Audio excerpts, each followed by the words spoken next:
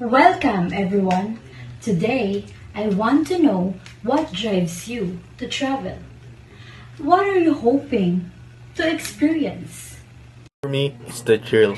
I'm always seeking new challenges, hiking up the mountain, exploring the unknown, pushing my limit is what excites me the most. Adventure leads you to seek the unknown, to push yourself beyond your comfort zone. It's a journey of personal growth and discovery.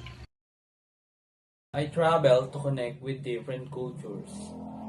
I want to learn about traditions, taste local food, and understand the way people live. Every place has its own story. For some, culture is the motivator. Every interaction, every tradition you witness helps you understand the world more deeply. It opens your heart to new ways of living.